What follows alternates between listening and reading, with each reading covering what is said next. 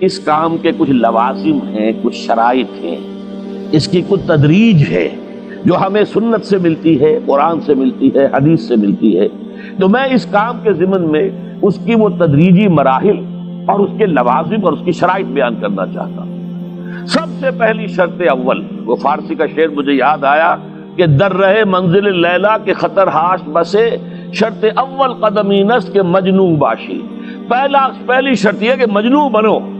تو یہاں کا پہلی شرط کیا ہے؟ پہلے صاحب ایمان بنو، ایمان تمہارے دلوں میں ہو۔ یا ایھا الذین آمنوا آمنوا باللہ ورسولہ، یعنی ایک ایمان تو تمہیں حاصل ہے، اقرار باللسان، وہ تو تمہیں والدین سے مل گیا، عقیدہ تمہارا ہے، متوارث جو ہے تم عقیدے کو مانتے ہو، لیکن دلی یقین والا ایمان حاصل کرو۔ اصل میں اس کے بعد گاڑی چلتی ہے، اس کے بعد جو ہے نتائج نکلتے چلے جائیں گے، لیکن اگر وہاں ایمان کی کمزوری ہے تب اوپر سے کوششیں کریں گے، نتیجہ نہیں نکلے گا، آگے ہم بڑھ نہیں سکیں گے، ہمارے جو جد و جہد ہے وہ کامیابی سے ہمکنار نہیں ہوگی۔ اس جیسے ہی ہے جیسے ہم درخت لگانا چاہ رہے ہیں جس کی جڑ ہی نہیں ہے، آپ زمین کھود کا درخت جو اس کے اندر گاڑ دیں گے تو زمین تو نہیں پکڑے گی اس کو، وہ تو نیچے سے جڑ ہو اور پھر درخت جو ہے اس سے ابھرے، تو وہ ہوتا ہے کہ جس کے لیے یوں سمجھیے سرسبز درخت بنے گا۔ اس حوالے سے سب سے پہلا قدم کیا ہے؟ ہم اپنے گریبانوں میں جھانکیں، اپنے دلوں کو ٹٹولیں، وہ یقین والا ایمان ہے یا نہیں؟ اگر ہے تو اللہ کا شکر ادا کیجیے، تہنیت، مبارکباد، اور نہیں ہے تو پہلا کام یہ ہے کہ اے ایمان کے دعوے دارو، ایمان لاؤ جیسے کہ ایمان کا حق ہے۔ یقین اللہ کی ذات پر، اس کی صفات کمال پر، یقین مرنے کے بعد اٹھنے پر، بعث بعد الموت اور حساب کتاب، یوم حشر اور جنت اور دوزخ کا یقین، فرشتوں کا یقین، وحی کا یقین، قرآن کا یقین، کتابوں کا یقین، نبیوں اور رسولوں کا یقین، اور محمد الرسول اللہ کا یقین صلی اللہ علیہ وسلم کہ آپ آخری اور کامل رسول ہیں اللہ تعالیٰ کے، خاتم النبیین بھی ہیں اور آخر المرسلین بھی صلی اللہ علیہ وسلم۔ یہ یقین پہلے پیدا ہونا چاہیے۔ تو اب ظاہر بات ہے کہ جب میں نے یہ بات اتنی بڑی کہی ہے تو پھر مجھے یہ بھی بتانا چاہیے یقین کہاں سے ملے گا، کون سی دکان ہے، سپر مارکیٹ کوئی ہے جہاں پر کہ یہ جنس بکتی ہو؟ پہلی بات تو یہ ہے کہ اس کے لیے آسان ترین طریقہ کیا ہے؟ صاحب ایمان کی صحبت اختیار کرو۔ جیسے آپ بھٹی کے آگے بیٹھیں گے تو حرارت پہنچ جائے گی، آپ برف کی سل کے قریب بیٹھے ہوں گے ٹھنڈک پہنچ جائے گی۔ اگر صاحب ایمان ہے، کسی کے دل میں یقین والی بھٹی دہک رہی ہے، تو اس کے قرب سے آپ کے اندر بھی یقین پیدا ہو جائے گا۔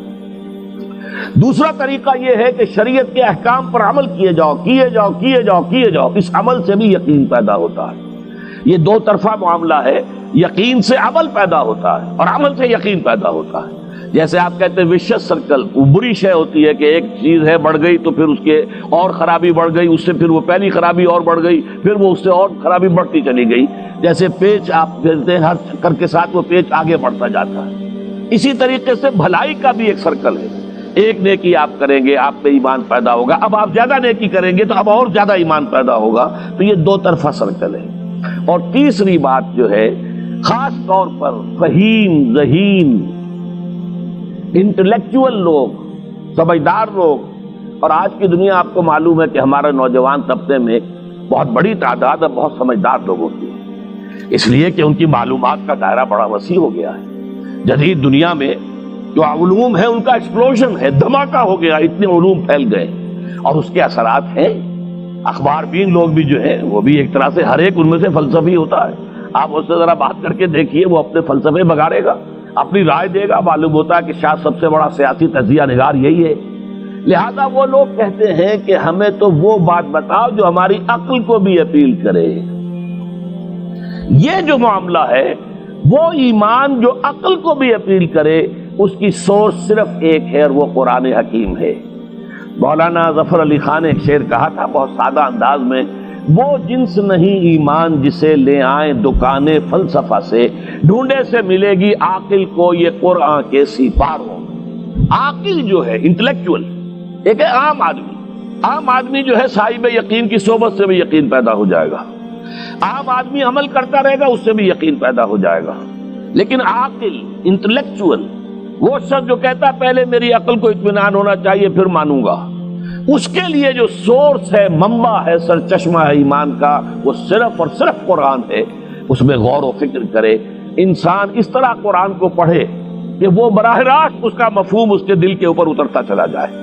جیسے علامہ اقبال نے کہا ہے کہ تیرے ضمیر پہ جب تک نہ ہو نزول کتاب، گرہ کشا ہے نہ رازی نہ صاحب کشاف۔ قرآن تو تمہارے اپنے قلب پر نازل ہونا چاہیے۔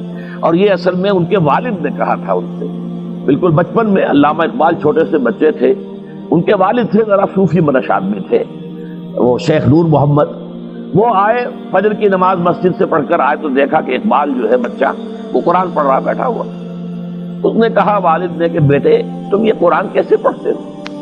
اب وہ حیران ہوا بچہ، یا بجان بس میں پڑھتا ہوں قرآن جیسے پڑھتے ہیں، آپ کا مطلب کیا ہے؟ کہا بیٹے قرآن ایسے پڑھا کرو کہ جیسے یہ تم پر نازل ہو رہا ہے، یوں سمجھو کہ تم پر نازل ہو رہا ہے، تم مخاطب ہو۔ اب اس چیز کو انہوں نے اپنے اس شعر میں ادا کیا، تیرے ضمیر پہ جب تک نہ ہو نزول کتاب، گرہ کشا ہے نہ راسی نہ صاحب کشاف۔ جیسے یہ قرآن قلب محمد پر نازل ہوا تھا، فَإِنَّهُ نَزَّلَهُ عَلَىٰ قَلْبِكَ، جبرائیل نے یہ اے نبی اے محمد آپ کے دل پر اتارا ہے۔ تو جب تک ہمارے بھی دل پر نہیں اترے گا تو قرآن مجید جو ہے وہ ہمیں انسپائر نہیں کر سکے گا۔ ترجمہ آپ پڑھیں گے، کچھ آپ کو معلوم ہو گیا اس کا مطلب یہ ہے، تفسیر پڑھا، اچھا جی ٹھیک ہے فلاں مفسر نے یہ لکھا ہے، فلاں نے یہ لکھا ہے، یہ معلومات تو مل جائیں گی، لیکن وہ اندر سے جو موٹیویشن ہوتی ہے، اندر سے جو جذبہ ابھرتا ہے، اندر سے جو ایمان جو ہے ایک چشمے کی طرح قلب کی گہرائیوں سے ابلتا ہے، وہ نہیں ہوگا۔ وہ اسی وقت ہوتا ہے کہ جب وہ انٹلیکچوئل آدمی جو ہے وہ کم سے کم اتنی تکلیف ضرور کرے کہ اتنی عربی سیکھ لے کہ عربی جو ہے قرآن مجید اس کے براہ راست قلب پر نازل ہو سکے، وہ ترجمہ نہ دیکھے۔ اب ایک آیت پڑھی پھر ترجمہ دیکھا، پھر دیکھا اس میں نمبر 11 لکھا ہوا ہے، حاشیہ میں جا کر دیکھا نمبر 11 یہاں ہے، وہ دیکھا، تسلسل تو ٹوٹ گیا۔ اب وہ بات نہیں رہی۔ اور ترجمہ جو ہے وہ سبھی جانتے ہیں، دنیا میں ہر بچہ بھی سمجھ لے گا کہ غالب کا کوئی شعر ہو اور وہ آدمی پڑھ کے جھوم جاتا ہے کہ کیا بات کہی، اسی کا انگریزی میں ترجمہ کر دیجئے، اب اس میں کچھ بھی نہیں۔ آپ نے مفہوم تو بیان کر دیا انگریزی میں، لیکن جو تاثیر ہے اس غالب کے شعر کی وہ انگریزی میں منتقل نہیں ہو سکتی۔ تو قرآن مجید کا کچھ نہ کچھ مفہوم تو ترجمے سے معلوم ہو جائے گا، قرآن کی تاثیر ترجمے سے نہیں حاصل ہو سکتی، تفسیر سے نہیں حاصل ہو سکتی۔